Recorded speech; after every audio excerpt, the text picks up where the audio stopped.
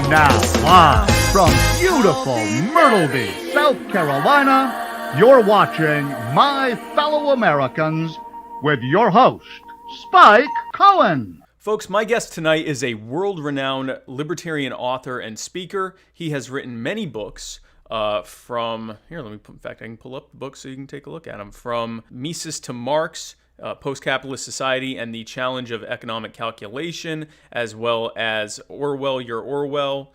And most recently, he has written The Mystery of Fascism, which is a collection of his essays where he talks about the differences between far-right socialism and far-left socialism. Ladies and gentlemen, my fellow Americans, please join me in welcoming to the show Mr. David Ramsay Steele. Mr. Steele, thank you so much for coming on. I'm really interested to get your perspective on some things. I appreciate you coming on my show. Well, thank you for inviting me. Absolutely, absolutely. And folks, be sure to chime in with your thoughts and comments. Muddied admins are standing by to tell you whether you are right or wrong. Now, Mr. Steele, first, by the way, I should have asked, do you go by Mr. Steele, Dr. Steele? Well, David will do. David? Okay, I'll just go by David. Yes. Okay. Or Dr. Steele, or Mr. Steele, or you slimy prick. Slimy prick. Whatever. That would be interesting if I just did that with no context. No, we'll go with David if that's okay, because I asked people to call me Spike, so we'll go with David.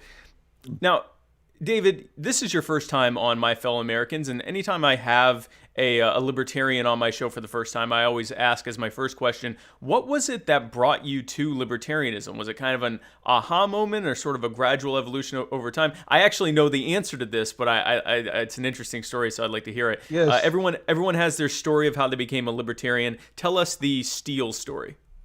Well, between 1963 and 1971, I was a Marxist, and a fairly dedicated Marxist. And I would say that before 1963, I accepted a lot of Marxism because it was in the zeitgeist, without calling myself a Marxist. Right. In 1970, I had a conversation with a libertarian. I was at the University of Hull, which is in the northeast of England. And it was a very odd place because it had two anarcho-capitalists, probably the only two anarcho-capitalists anywhere in a university in the United Kingdom in 1970. Yeah. And one of them, whose name is Mark Brady, he's still a libertarian, still alive, and living in California. We were having this conversation, and he said, well, just how do you answer the Mises economic calculation argument against the possibility of socialism? And I said, well, what is that? I had actually heard of Mises because I'd heard of him as an anti-Keynesian. And as a very strict orthodox Marxist, I was anti-Keynesian too. So I've been looking through the library at things. Of course, in those days, we didn't have the internet. You had to go to the library. Looking for things that were critical of Keynes, I came across this person, Mises. So he immediately told me what this economic calculation argument was, and it was an argument put forward by Ludwig von Mises in 1920. And as he explained it to me, within seconds, I thought to myself inwardly, that's a very powerful argument. But of course, I didn't give any sign that was my inner reaction. I said, that's ridiculous. Right. The working class will know how to handle problems like that. Mm-hmm. So the Mises economic calculation argument runs as follows, really, that it's impossible to operate a modern industrial economy without the information provided by market prices. Right. And if you have market prices, you have to have private property and the means of production, which is by definition incompatible with socialism. So what happened then was I started thinking about this and talking to people about it and reading about it. And I would say, again inwardly, without telling many people, I began to think that socialism was out of the question. I should say, by the way, that what I called socialism in 1970, I would now say was Marxian communism. because socialism means a great many different things and has meant a great many different things historically. My version of socialism in 1970 was Marxian communism. And I came to the conclusion that this was an impossible system, that Mises was right. It took me, one of the things I'm working on now is a general theory of belief systems. And one of the phenomena that I've noticed in when people change their ideas radically, they often keep quiet about it for a while. They don't tell the world that they've changed their mind. And what this means is, that if you find enthusiastic adherents of some belief system, let's say the Moonies, let's say you meet 20 of them and you're very impressed by how articulate they are and how convinced they are, you can be sure that 2 or 3 of them are already inwardly have left. They just haven't got to, haven't got to the point of actually publicly leaving. Even as they are still being active in promoting the ideology, they've already left it in their heads. One of the things about belief systems is that all belief systems, at least all belief systems where free competition in belief systems is allowed, have a high turnover. And one of the interesting things about this is straying a bit from how I became a libertarian. But one of the interesting things about this is that the very earliest independent reference to Christianity, which is a letter sent to the emperor by a minor official in the Roman Empire, Pliny the Younger, his name was. He was governor of what we would now call part of Turkey. He wrote to the emperor saying, there are Christians around here, they're making a nuisance of themselves, what should I do about them? And the emperor wrote back and said, well, this is what you do. But the interesting thing, there's very little information about Christianity in this brief letter from Pliny the Younger. But one of the things he does reveal is there are a lot of people around who used to be Christians and are no longer.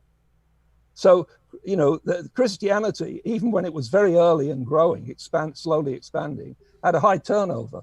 And it's true of all belief systems, as long as the turnover is permitted, of course, by the state, that people join some belief system and then they leave.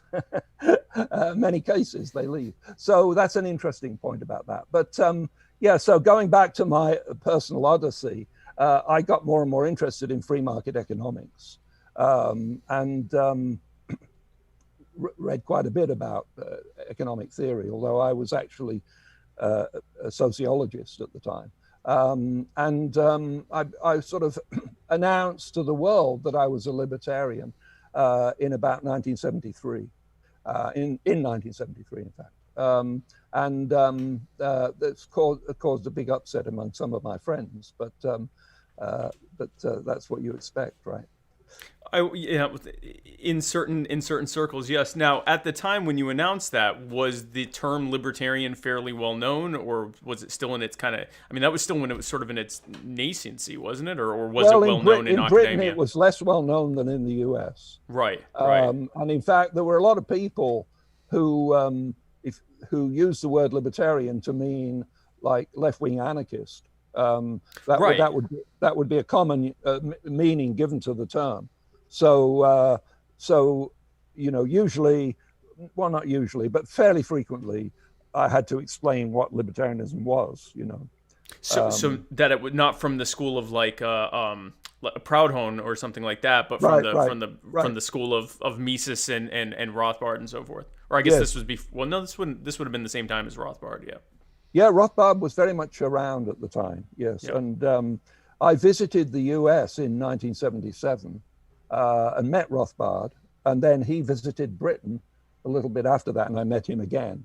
So I got to know him, I would say, in a superficial way anyway.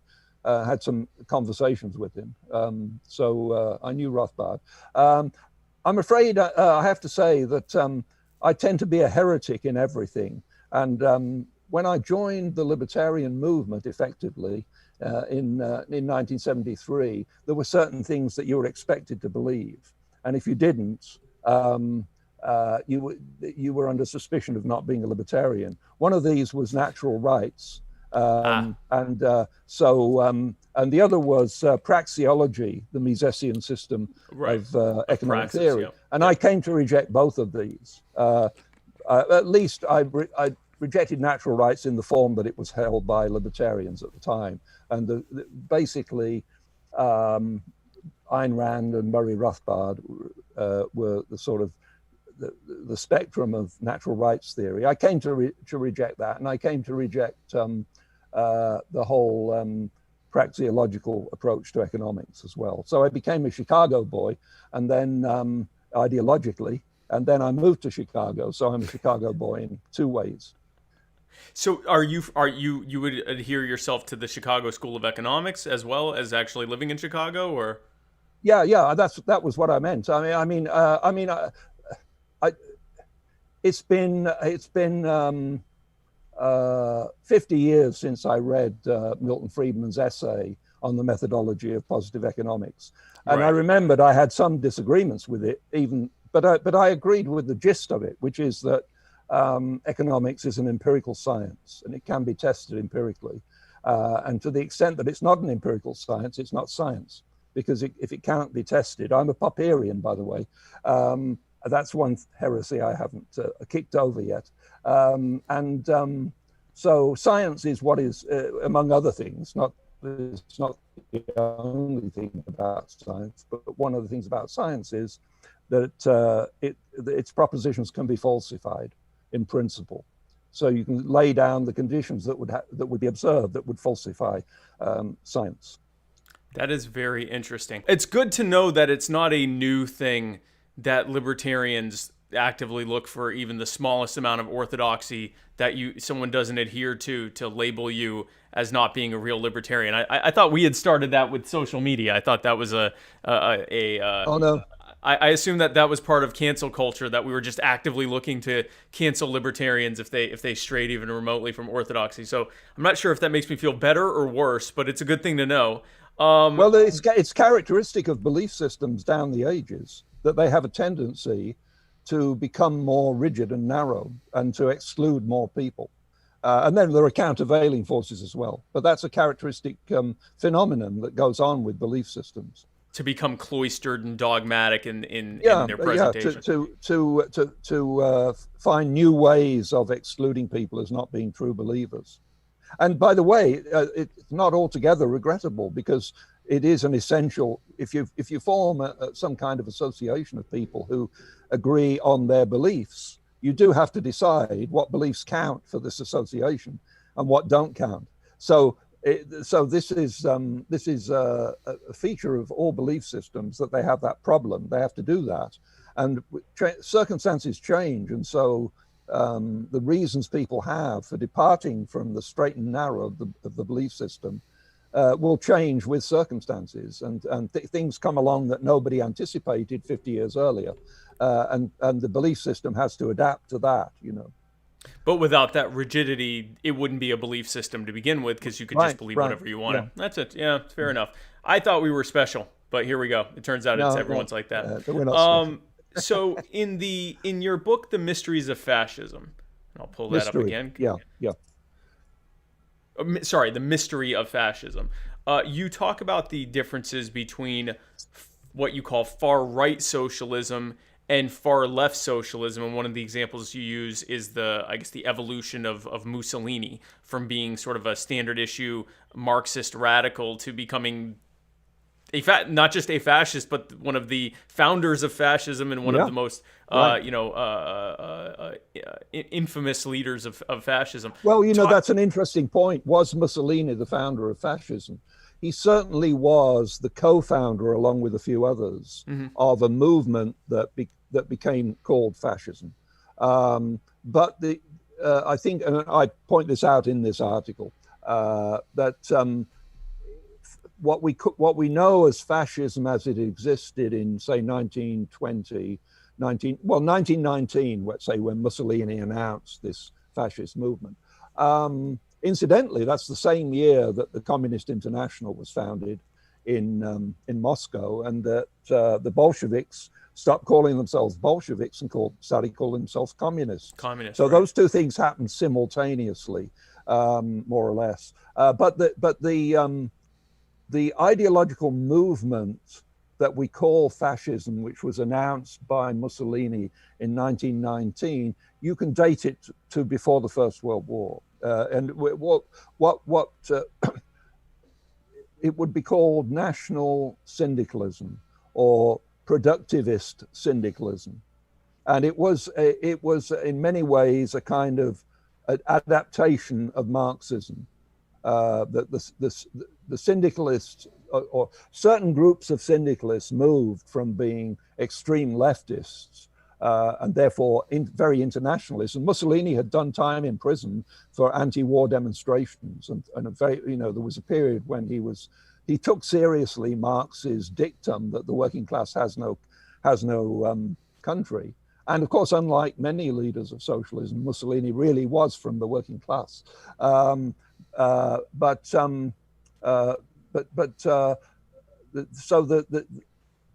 group of syndicalists, or mainly in France, but also in other southern European countries like Italy, they moved from being on the extreme left to basically they thought the working class let them down by not being revolutionary, and so they saw that the revolution was not going to come to fruition in the advanced industrial countries. So what was the hope for the more economically backward countries like Italy, who obviously, in the absence of a socialist revolution, their only hope was rapid industrial development. And that had to be done by capitalism. But of course, they couldn't accept laissez-faire or anything like that. Liberalism was anathema to all these people. They hated old-fashioned liberalism, what we would call libertarianism, like the plague. So it was a kind of modified capitalism capitalism had its uses in industrializing, and they wanted to make full use of capitalism in that sense. Well, in fact, fascism and socialism sold themselves as kind of a third position or centrist position between like Marxist communism and I guess what we would call libertarian or liberalism, like free market economics, or from a I guess maybe foreign policy standpoint, the difference between the Marxist position and like the imperialist position. They considered themselves what they called third position, or basically a centrist position, right? Right. Well, of course, countries like Italy, if nationalism was very much aligned with the idea that the established imperial powers, Britain especially, but France as well, Belgium and so on, had carved up the third world, what we now call the third world, the undeveloped world, let's say, non-industrially developed world. They carved it up, and in the First World War, countries like Germany talked about a place in the sun, because Britain and France had got all the places in the sun. So in other words, they wanted colonies, and that went along with nationalism. So when the syndicalists turned to nationalism, because they saw they were practically minded people, or they thought of themselves as such, and they adopted the principle that we should cast aside dogmas if they are proven to be outworn. And they saw that the working class really wasn't interested in proletarian internationalism. They were quite interested in killing the enemy of a foreign country if they were told to. And so, in other words, the working class were more nationalistic than internationalistic, and that was spontaneous. It existed in the working class, and so this was part of the reason why they became. But they saw nationalism as a vehicle for anti-liberal revolution. The fascists saw themselves as revolutionaries, and they saw themselves as more practical-minded revolutionaries. So then when you talk about the difference between far-right socialism and far-left socialism, what are the key defining characteristics that in terms of difference between the two? Is it nationalism versus internationalism, or is there more to it besides just that? Well, that's an interesting question. Exactly what all the differences are. I would say, that there was a crisis in Marxism, and the crisis was that capitalism was not turning out the way Marx expected. And people responded to this crisis in many different ways. The people we now call the Social Democrats were the people who in practice said, well, we've got to live with capitalism because like having everything owned by the government somehow, for some obscure reason, doesn't work. So there you get the social democratic parties of Western Europe, including the Labour Party in Britain, which didn't call itself social democratic, but it was very similar. And of course, the Labour Party was unusual in that it didn't have a Marxist, predominantly Marxist. There were Marxists in the Labour Party, but they didn't predominate. The cliche is a good crude guide that the Labour Party owed more to Methodism than to Marx. But they had the same ideas about socialism as the continental social democrats. And the social democrats evolved gradually, piecemeal, over a period of time, without anybody really noticing the whole direction of their evolution, from being parties pledged to replace capitalism with socialism to parties pledged to administer capitalism with reforms, with a welfare state and things like that. So that's what happened in Western Europe, and the Bolsheviks got hunkered down in Russia. They couldn't say that Marx had been right, because Marx had always said you can't start a socialist revolution in a backward country. This was the ABC of Marxism. You don't try to introduce socialism in an economically backward country, a predominantly peasant country, alone in isolation from the advanced industrial countries. This was Marxism 101 in 1917, and Lenin and Trotsky, they were the heretics who turned against that and said, no, we're going to try. Well, they couldn't go back to the old Marxist view because they'd been killing the old Marxists, the Mensheviks and other Marxists in Russia. The Bolsheviks had a secret police that kept on knocking on people's doors and carting them off and shooting them. This started in 1918. It didn't wait for Stalin. This was Bolshevism. So they couldn't go back because they couldn't say, well, we were wrong, and we've been slaughtering all these thousands of Marxists because they had the wrong idea. But it turns out they were right. So they had to persist in the idea that they were on the right track, and they were going to. It was just turning out to be a much longer and more protracted process. So they were going to eventually build the communist society where money would be abolished, and that was the dream of all the Marxists. Now, the national syndicalists, the syndicalists, if you look at it, say the period leading up to the First World War, syndicalism was the one exception to the domination of socialism by this state ownership model. If you go back earlier, go back into the 19th century, socialism meant all kinds of things. There was a medley of different ideas captured by the word socialism. Even things like workers owning and running their own companies was called socialism. So this is what a lot of people don't understand, that when John Stuart Mill had kind words to say about socialism, he wasn't thinking about the state owning everything, which not for a moment would he have had any kind words for. But the socialism meant all different kinds of things. The one exception to the dominance of this state socialism by the end of the 19th century is syndicalism. And syndicalism were the real radical left, the people who said, no, this electing people to parliament and nationalizing industry is not where we want to go. We want something a more radical break with bourgeois society. And so it was something that emerging tactics. Instead of elections, we have the general strike, we have direct action. But it was also in their vision of the future society, it was not so much the government takes over everything and then plans everything rationally to create abundance for all, which was the socialist dream. Right. The syndicalist idea was it's bottom-up trade union. Syndicat is the French word for trade union. And so it's a trade union organization. Originally, it was trade unions.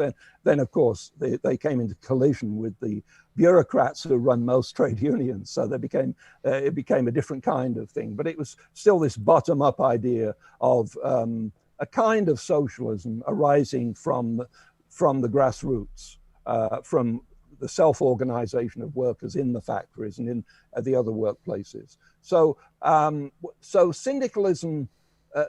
Even in the United States, there was the Wobblies. This syndicalism had its, even in the United States, where socialism of all kinds has always been underrepresented compared with Western Europe or all of Europe. But you still had the Wobblies who were syndicalists. They were straightforward syndicalists and shared all the ideas of the syndicalists. Now, what happened was that a group of syndicalists began to become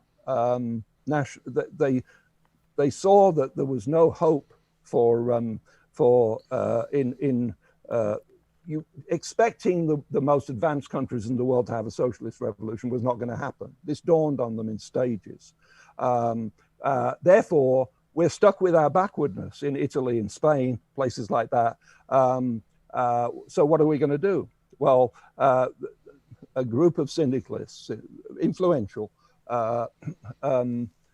turn to the idea that we support everybody who is productive. Now, they had a very narrow idea of what was productive. They didn't have a sort of all-encompassing economic theory idea, and they were suspicious of banks and financial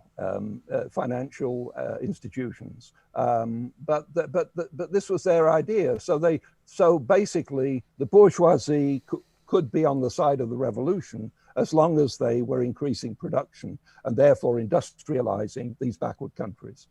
So this led them gradually into becoming more and more nationalistic in a traditional sense. And they switched from being anti-war to being pro-war. Because part of nationalism is you've got to have a war now and then to show your mettle and to bring about change, radical change. So this is what happened with Mussolini.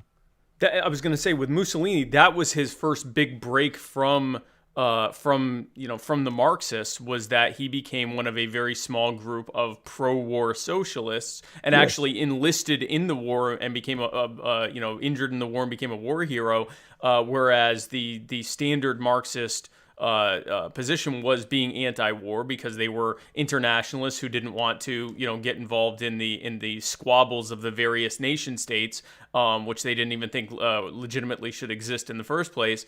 And so when he made that break, he ended up that was the beginning of his fall from grace among socialists. What was that? What drove him becoming pro-war? Was the idea that war was needed to test the mettle of the people, or was he just sort of generally becoming more nationalist in general? I think, you see, generally speaking, the most radical of the syndicalists didn't join the Italian Socialist Party. They remained outside it and attacked it. But there were people like Mussolini who were in the Socialist Party, but read this very attentively. They read this syndicalist stuff very attentively. And in fact, Mussolini had he was the editor of the Socialist Party of Italy's main newspaper. But he also had his own journal, which was called Utopia. And it was a discussion journal for people seeking to clear away old dogmas of Marxism and move forward to a more concrete, practical vision of Marxism. Very famous names in Marxism were associated with Mussolini in this journal, wrote for this journal. And so Mussolini was someone who could easily have been, the leader of the socialist movement. He was the most outstanding socialist in the Socialist Party of Italy by far. I mean, he was clearly the outstanding figure. He could have been either a prime minister of a socialist government, or the leader, or a socialist, or an Italian Lenin. He could have been either of those if he'd wanted to. And this is why I think it's ridiculous to suggest that he sold out. He didn't sell out at all. He tried for years to get the working class to become revolutionary, and then realized this wasn't working.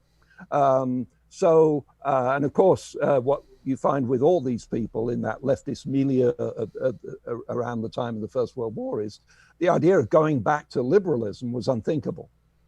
Any talk about laissez-faire, they would just burst out laughing. This was just so ridiculous that it was just beyond consideration. So you had to come up with something that was anti-bourgeois, that was revolutionary, and that but that would have some practical application, would work. So it's an intellectual development. Mussolini's development was purely intellectual. It wasn't opportunistic. I mean, he was an opportunist in his techniques, but he was driven by his intellectual vision. And it's he was an interesting character. He's extremely intelligent. He was far more intellectual substance than someone like Lenin. Far more. There's no comparison. Of course, it had a sad outcome. What's interesting is Mussolini is often portrayed as a buffoon, or someone who was kind of just a strong man who didn't have much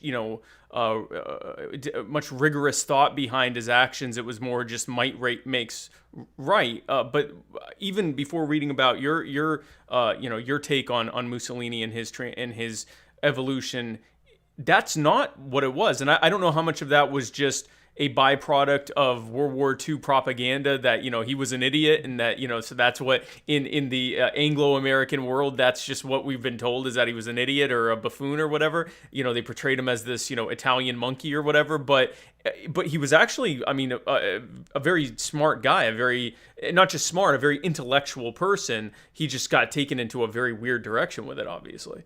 Right. No, Mussolini was very sharp. I mean, the buffoon image comes from the fact that I don't want to insult a nationality, but the Italians didn't fight very well, put it that way, in the Second World War, or even in the Spanish Civil War and things like that. Where they had some for one reason or another, without going into that, they were pretty hopeless, and therefore, Italy had to be bailed out by Hitler. Hitler had to save Mussolini's skin, and then, of course, when in this short-lived Italian Social Republic that was with Mussolini reinstalled by Hitler, they became more overtly socialist. In the fascist period, where it was what Mussolini thought, he always attacked socialism. He said, we're not socialists. Whereas, of course, the National Socialist government of Hitler said, we are socialists. And that's one of the reasons why the Nazis would never join any of these international fascist meetings or conferences and things, because they said, we're not fascists, we're socialists. So in this short-lived period, Mussolini had to eat his words and say, yes, socialism's a good thing. So that's just, and of course he was a bit of a buffoon at the end, because I mean, one of the problems with an organization that exalts the leader and gives the leader tremendous discretion is that the leader may get you into a war. And it was a disastrous decision, and it was purely Mussolini's decision. He could have said, no, we're staying out, or he could have said, we'll support the Allies like we did in the First World War. And then not only did they agree to the axis of steel with Germany, but in 1938 they started introducing all this anti-Semitic things. Most of most of Mussolini's mistresses were Jewish, and there were Jewish people at very high rank in the fascist party. You know, there were. It was not in the least anti-Semitic prior to 1938. Right. But Mussolini felt the exact motives are obscure, but presumably he felt that he had to make this gesture to keep Hitler supporting him and backing him up in every way. And of course, it's ironic because up until 1938, even as late as the Munich agreement in 1938, diplomats and politicians in Western Europe thought of Mussolini as the counter check to Hitler, you know, because Mussolini had stopped this coup in Austria by putting troops in. It's all bluff, but he put troops in, and the National Socialist-backed coup fell apart. Although Dollfuss, the prime minister, was killed, Mussolini was quite scathing about Hitler's racial theories prior to 1938, you know. So because the logic of the situation forced him into a position where he had to go along with this anti-Semitism get involved in this war that was predictably disastrous. That's interesting. So he was kind of beclowned by his own folly.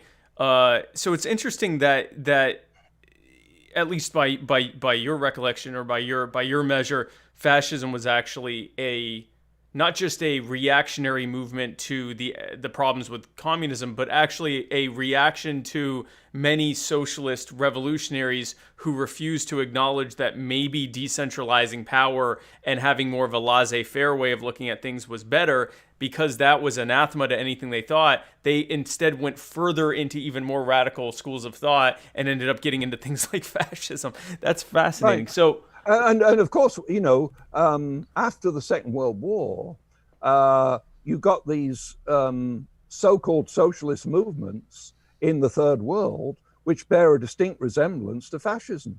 Right. You know, they talk about socialism.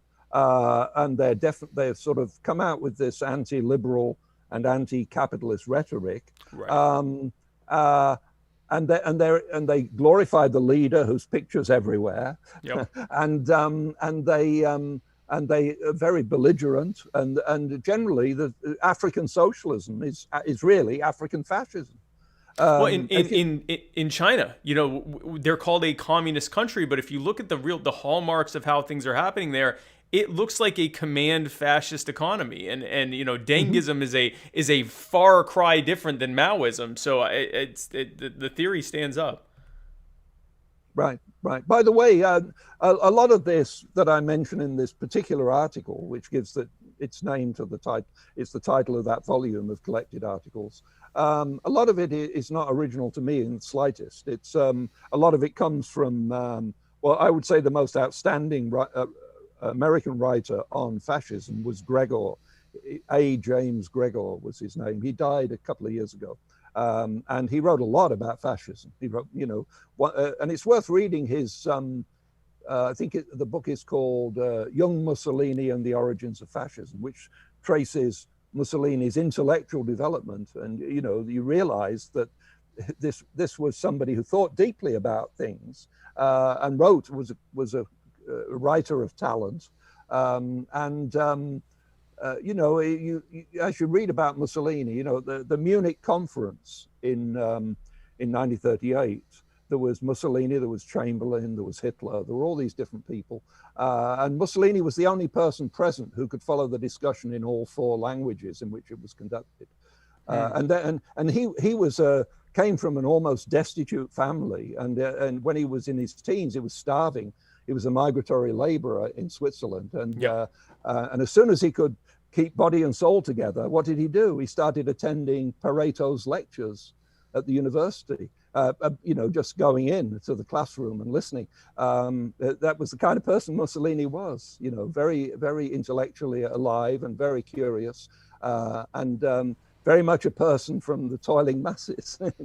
That is fascinating. So applying this, how much of this, when we talk about the differences between far right socialism and far left socialism, how much of this applies to, it's hard often to apply these types of things to modern American politics, if for no other reason than in the US, socialism has sort of, the term socialism has sort of just become a slur against anything that a large number of Americans disagree with. So they'll say a specific program is socialism, whether or not it actually has anything to do with socialism.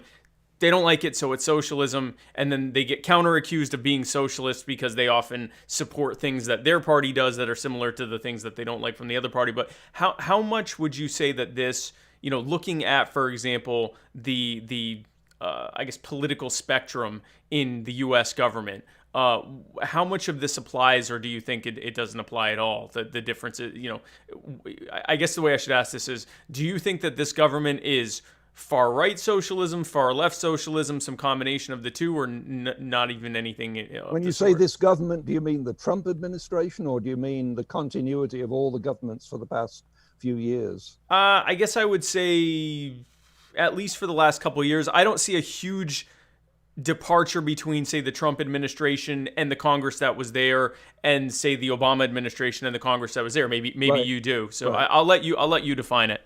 It's an odd thing. I was just a couple of days ago, I was just thinking, I was sort of having a daydream, and I was thinking, imagine the Trump as he is now, running against Jack Kennedy of 1960. Yeah. And I would look at that and I would say, well, just look at the policies. And I would say, well, this Trump has some, if I was just looking at the policies, I would say this guy Trump has some distinctly radical leftist inclinations, and definitely to the left of Jack Kennedy of 1960. Given that, if it was Trump with his present ideas in 1960, or somehow you combine these two different historical periods, right, I would say I would marginally favor Jack Kennedy against Trump on the policies, although I'd probably say there isn't much to choose between them.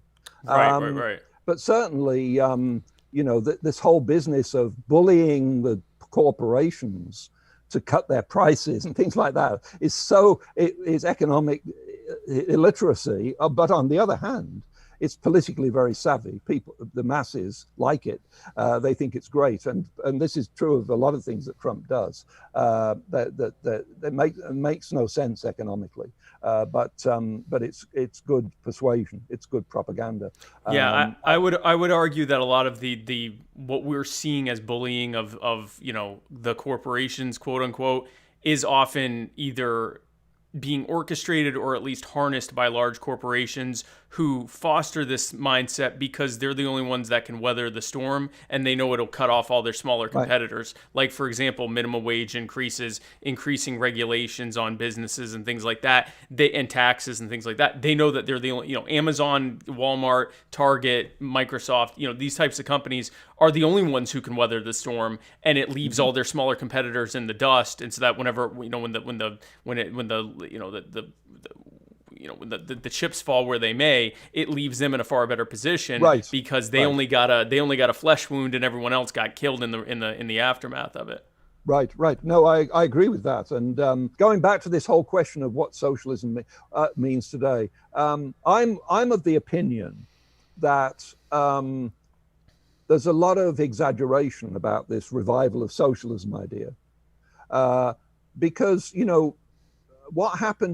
compare what happened in Western Europe with what happened in the United States. In Western Europe, you had socialist parties. So they said, we're a socialist party. We intend to abolish capitalism. The Labour Party had its famous Clause 4, the common ownership of the means of production, distribution, and exchange. That's Clause 4 of the Labour Party, which was eventually many right-wing Labour leaders tried to get rid of it, but Tony Blair, to his credit, did get rid of it. That's one of the few things that are to his credit, by the way. So the result of that is that in Europe, people don't have a horror of the word socialism like people used to until recently in the United States, because there are all these parties that call themselves socialists that have been in office many times. The sky hasn't fallen. They maybe have been a bit more inclined to increase Social Security payments than their more conservative rivals, but that's, they've been reasonably sensible.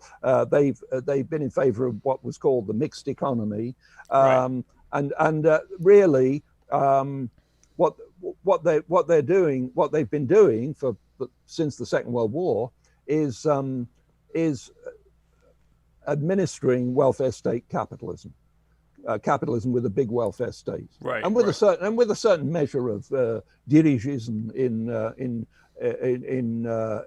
sort of little gestures towards planning of industry that usually don't amount to much and get reversed after a few years, But in the United States, it's different. One of the striking things about the United States, to someone coming from England, would say 20 years ago, would be that a lot of people. Not everybody, but a lot of people would just be horrified by the word socialism.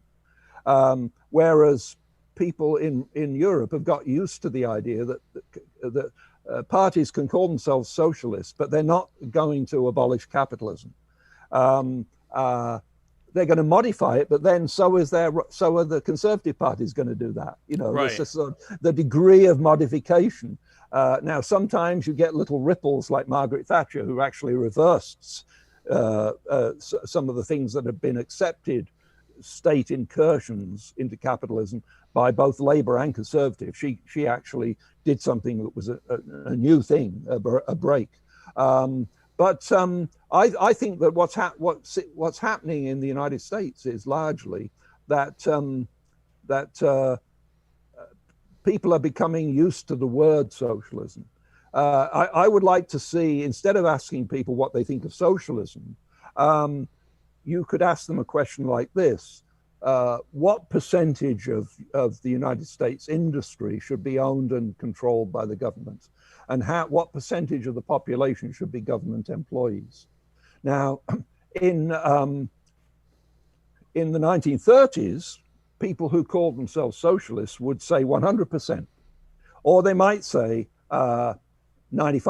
They might say, well, some small farmers, we could let them survive for a few generations as private property owners. But in principle, the idea was that all of industry, I've made a special study of George Orwell, and contrary to what a lot of people think, George Orwell was a very dogmatic and doctrinaire socialist. He was converted to socialism in mid-1936. And he remained a socialist until his death in January 1950. And he was very eloquent and puts things very strikingly. So he often says things that are a bit more clear-cut than most people who thought just like him would have said. And one of the things he said was, well, socialism means the government owns everything and everybody's a government employee.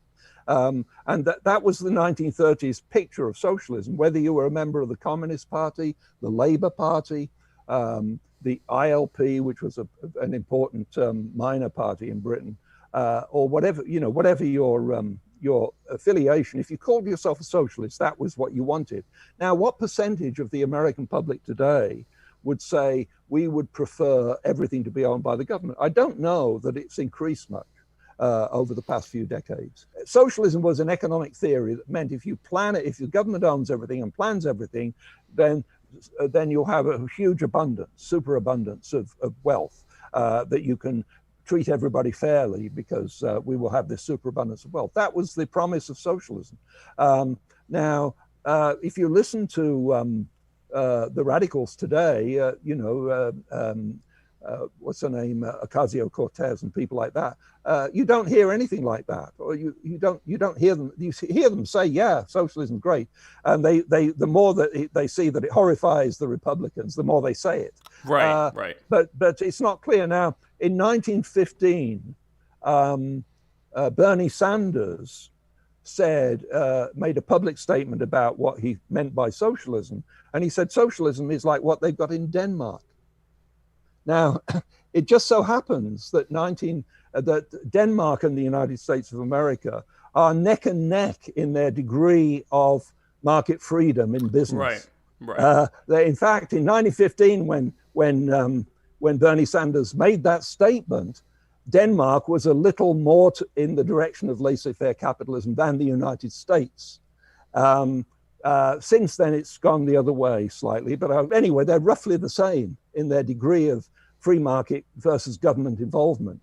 Now, of course, a lot of us might think that Bernie Sanders, when he says Denmark, he really means Russia circa 1950.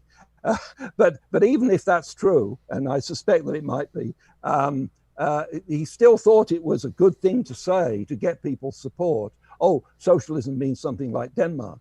Well, the Scandinavian countries are no more socialist than the United States. Absolutely not.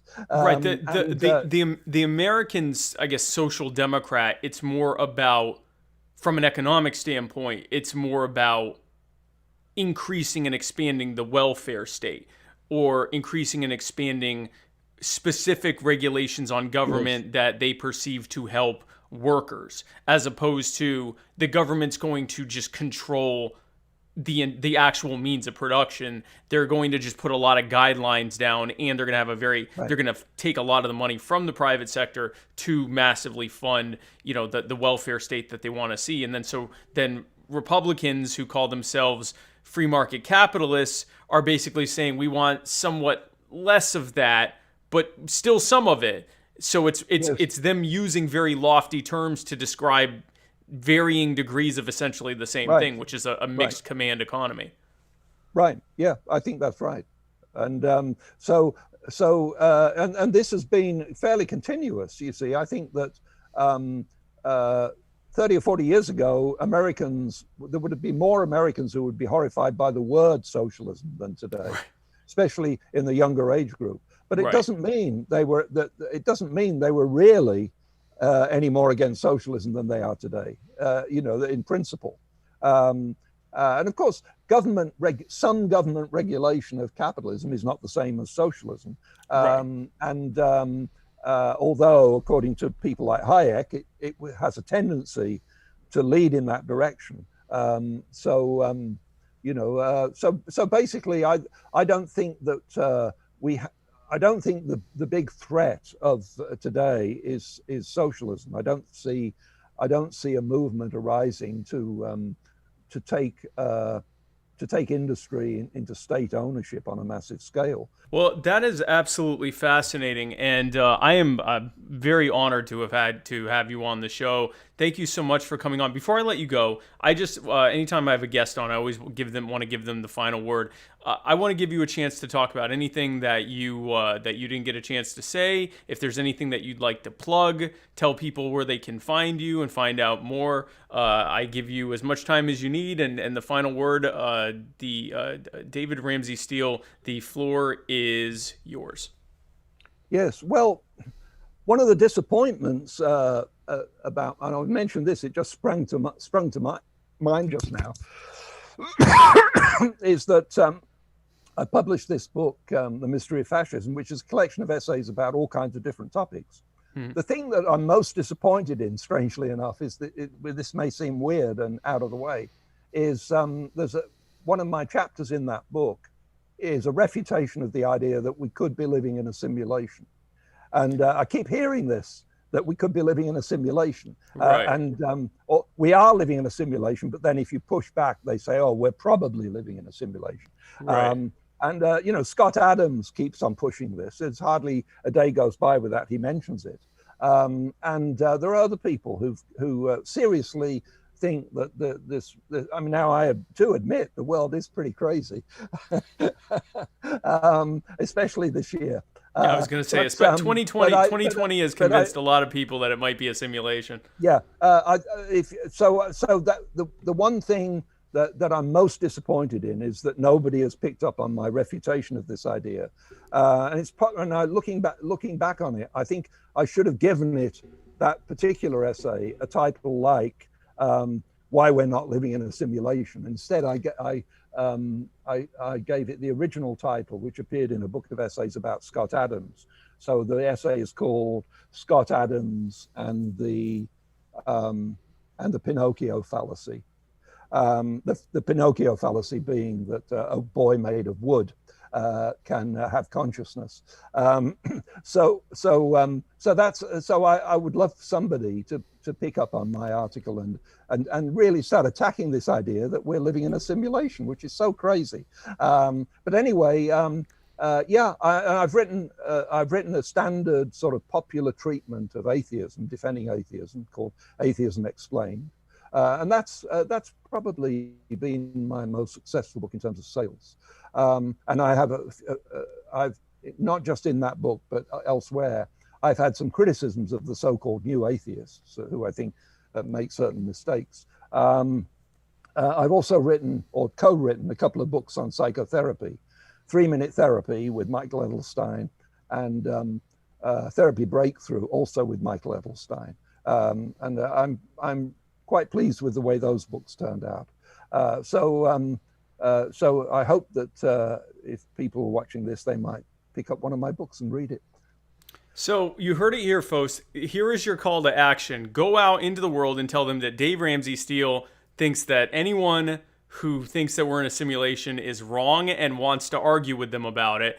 Get that out there. Get it out. He wants to get into the popular debate as to whether or not we're in a simulation, which again, 2020, I mean, we had murder hornets. It kind of feels like a simulation at times. It feels like someone's put us in hard mode, a hard difficulty mode this year. But, well, again, thank you so much for coming on. You are always welcome as a guest on My Fellow Americans, and thank you again for your time. Well, thank you very much for inviting me.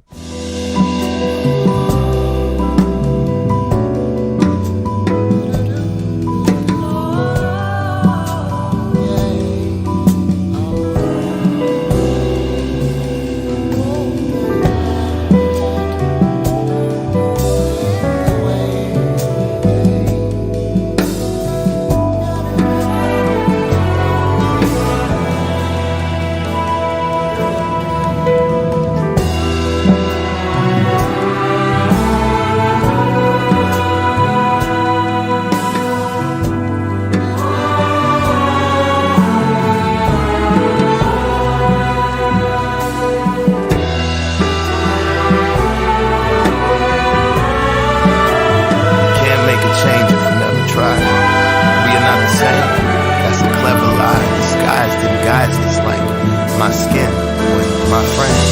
In reality, you are my kin, though I view the world through another's iris. If you slide in my kicks, it might fit. We might just unite and come together, become hybrid.